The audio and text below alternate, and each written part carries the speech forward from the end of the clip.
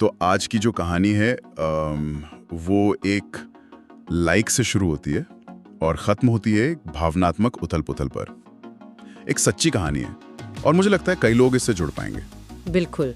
और इस कहानी के पीछे एक बड़ा सवाल भी है ना, कि ये जो सोशल मीडिया का पूरा डिज़ाइन है, इसके एल्गोरिदम्स, मतलब वो तरीके जिनसे हमें कंटेंट दिखाया जाता है और कैसे ये हमें जोड़े रखते हैं, ये सब हमारे मानसिक स्वास्थ्य पर, हमारी खुद के वैल्यू पर कैसे असर डालते हैं। हाँ, यही समझना है आज। तो हम एक व्यक्तिगत कहानी देख रहे हैं जिसका टाइटल कुछ ऐसा था, social media almost destroyed me, a true story. और कोशिश करेंगे कि इसके जरिए हम सोशल मीडिया के जो मनोवैज्ञानिक असर हैं, खासकर युवाओं पर, उनका आत्मविश्वास, अकेलापन और वो जो एक कश्मकश होती है ना कि असली रहें या पॉपुलर बने, उसे समझें।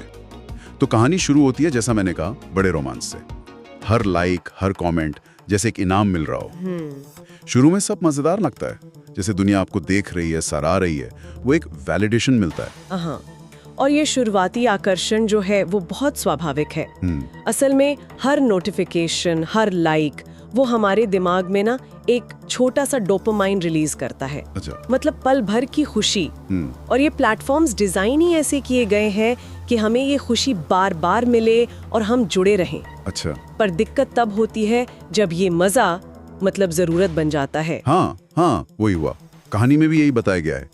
धीरे धीरे वो मजा जरूरत में बदल गया। और पोस्ट कैसा परफॉर्म कर रही है, कितने लाइक्स मिले, वो आत्म मूल्य का पैमाना बन गया।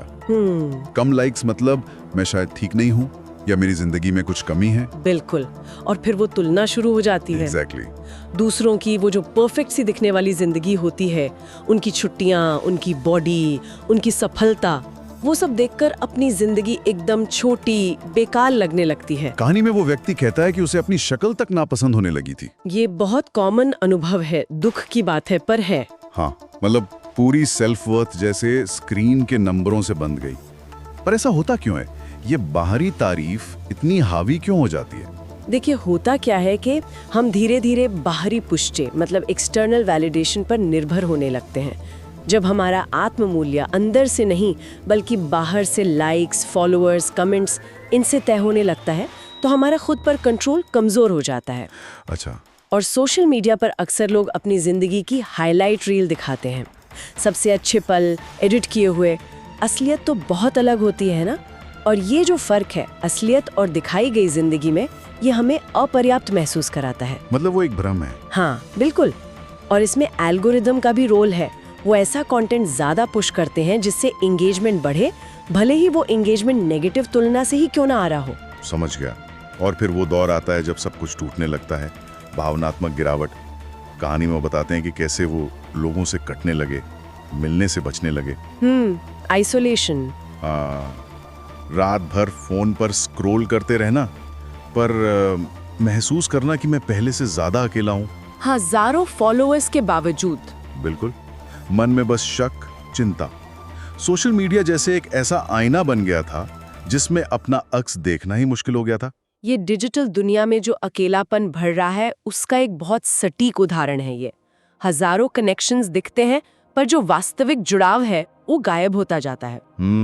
ये ऑनलाइन परफेक्ट लाइफ और असलियत का जो फासला है उसे दिखाता है। ये जुड़ाव का एक भ्रम तो देता है, पर सच्चा मानवीय रिश्ता नहीं दे पाता। फिर सुधार की बात आती है। कहानी में बताया कि यह आसान नहीं था, वक्त लगा। पहला कदम था उन अकाउंट्स को अनफॉलो करना जिनसे बुरा महसूस होता था, नेगेटिविटी आती थी। ये बहुत जरूरी कदम है, अपने फीड को क्यूरेट करना। हाँ। फिर धीरे धीरे असल चीजें शेयर करना शुरू किया, जैसी भी थी, अच्छी या बुरी। मतलब ऑथेंटिक होने की कोशिश, खुद से दोबारा जुड़ने की कोशिश की, थेरेपी ली, दोस्तों से बात की। पर सबसे बड़ा बदलाव वो कहते हैं तब आया जब कुछ समय के लिए बिल्कुल डिस्कनेक्ट हो गए। Digital detox. हाँ। ये दिखाता है कि हमें सचेत होकर चुनाव करने की जरूरत है। हम अपने ऑनलाइन माहौल को कंट्रोल कर सकते हैं, ये हमारे हाथ में है। और असलियत चुनना, प्रामाणिक होना, ये मुश्किल हो सकता है, खासकर आज की दुनिया में जहां दिखावे और पॉपुलैरिटी को इतना महत्व दिया जाता है। हाँ, बिल्कुल। लेकिन लंबे समय में देखें तो मानसिक शांति के लिए, अपने आत्मसम्मान के लिए ये बहुत जरूरी है। हो सकता है एल्गोरिदम पॉपुलैरिटी को फेवर करे, पर हमें चुनना होगा कि हमारे लिए क्या ज्यादा मायने रखता है। तो इस कहानी का सार मतलब जो निचोड़ है वो यही है कि सोशल मीडिया अपने आप में दुश्मन नहीं है, नहीं, बिल्कुल नहीं। लेकिन हम उसका इस्तेमाल कैसे करते हैं वो बहुत मायने रखता है। अगर ऑनलाइन कुछ देखकर खुद को कम महसूस करें तो शायद रुकना जरूरी है, एक सांस लेना। और याद रखना कि लोग अक्सर अपनी सबसे अच्छी तस्वीरें, अपनी कामयाबियां ही पोस्ट करते हैं, अपनी मुश्किलें, अपनी कमियां नहीं। सही कहा, वो सिर्फ एक पहलू है। हाँ, तो दूसरों के उस क्यूरेटेड परफेक्शन के पीछे खुद को खोने की जरूरत नहीं है। और ये एक और जरूरी सवाल उठाता है आधुनिक पहचान के संकट का।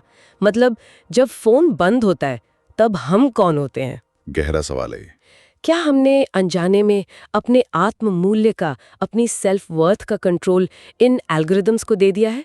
हमारी पहचान कहीं सिर्फ हमारी ऑनलाइन प्रोफाइल तक ही तो सिमट कर नहीं रह गई है। सोचने वाली बात है। तो इस कहानी से जो मुख्य सीख मिलती है वो यही है कि हमें सोशल मीडिया का इस्तेमाल सोच समझकर करना होगा। इसके हमारे मानसिक स्वास्थ्य पर क्या असर पड़ रहे हैं उसे पहचानना होगा। जागरूकता बहुत जरूरी है। और सबसे जरूरी, असल दुनिया के जो रिश्ते हैं, जो कनेक्शंस हैं और अपनी जो असलियत है उसे प्राथमिकता देनी होगी। बिल्कुल।